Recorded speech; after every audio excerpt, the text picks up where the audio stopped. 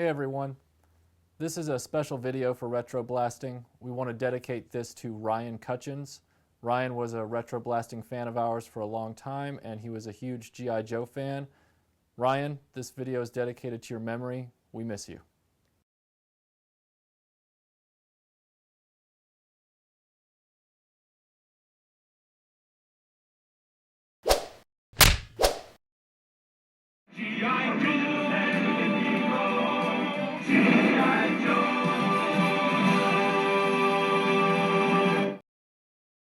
The concept of the action figure playset is pretty much dead in toy stores today. In fact, you're lucky if a toy line even comes with a vehicle. I know it's a crotchety thing to say, it was better back in my day.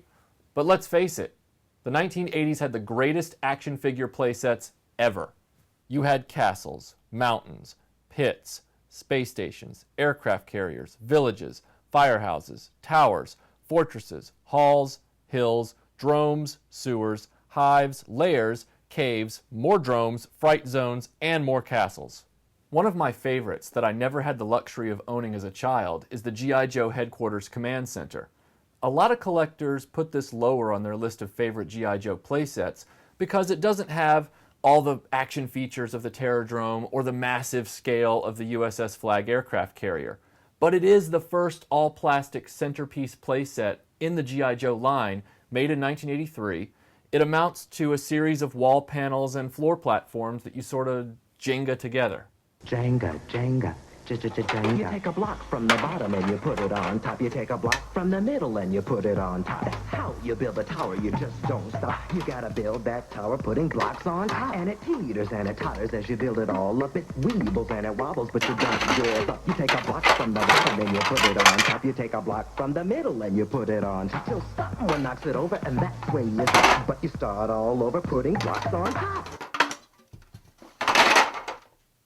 A lot of people complain about this playset's key shortcomings, and I'm not going to deny it. There are more than a few.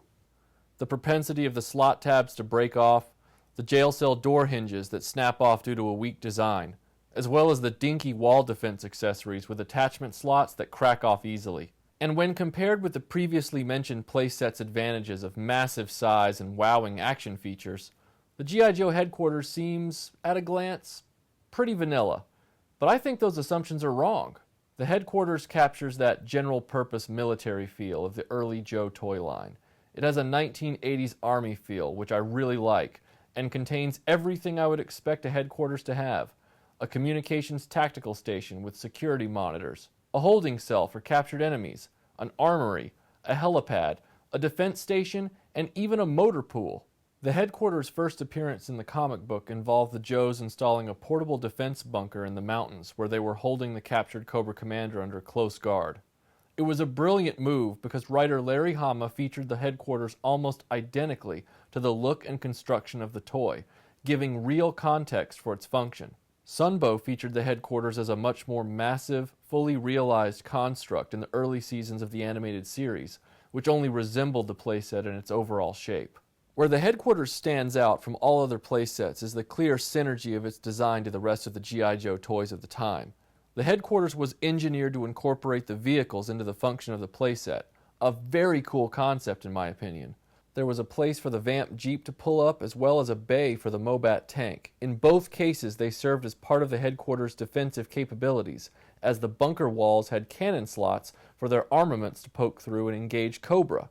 The Headquarters also had a helipad for the newly released Dragonfly helicopter and/or the Skyhawk.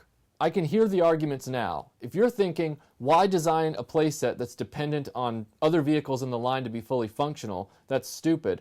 I'd like to remind you that the Terrordrome came with the Firebat, which was the feature every kid wanted, and the USS Flag aircraft carrier didn't come with any vehicles. So it was a ship that was designed to hold jets, and if you didn't have any Sky Striker jets or helicopters, it was just as static as the Headquarters, if not more so.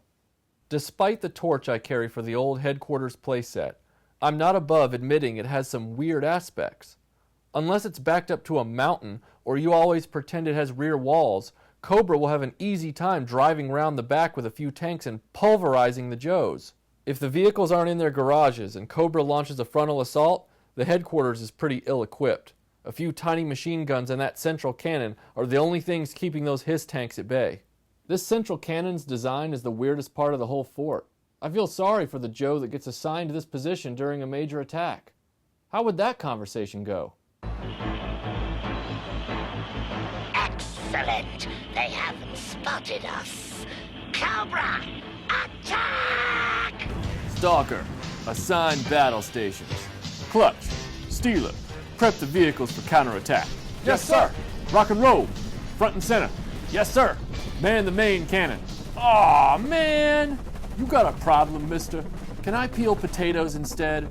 No, better yet, I'll take latrine duty. You better explain yourself, soldier. Dude, you're asking me to sit on top of a cannon without any cover out in the open during a firefight with tanks and attack fighters. Not even a flimsy hatch to pull down over me? I'm a sitting duck up there. Who designed this? The best military in the world. Easy for you to say, lightweight. All you do is take phone calls. Why don't you get up there and show me different? I'm, pretty busy here. Yeah, I'll bet. I got a kid cousin who has a radio-controlled dune buggy, but I work for an elite military force that wants me to manually operate a howitzer while Ma Bell over here has Star Trek-style video communications. You're best qualified to man the cannon, rock and roll. Best qualified? Isn't this guy over here a commando and a ninja? Let him do it. He can probably dodge the bullets, too. He'd love it. He wouldn't love it. I didn't hear him say he wouldn't. Didn't hear him say he would.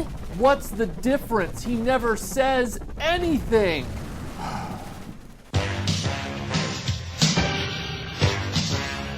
Or the massive size of the USS Flag aircraft carrier.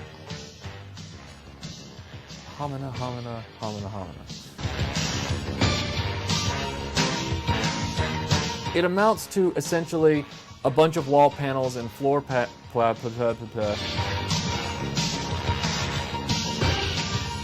because it doesn't have the massive size of the Terrordrome or the sheer scale of the USS aircraft carrier. USS aircraft carrier? And likely that's why many playsets in the G.I. Joe line and other action figure lines were standalone. But I can't remember what I was going to say. So, I mean, this is just sweet. Like, this is just, I don't give a This is awesome.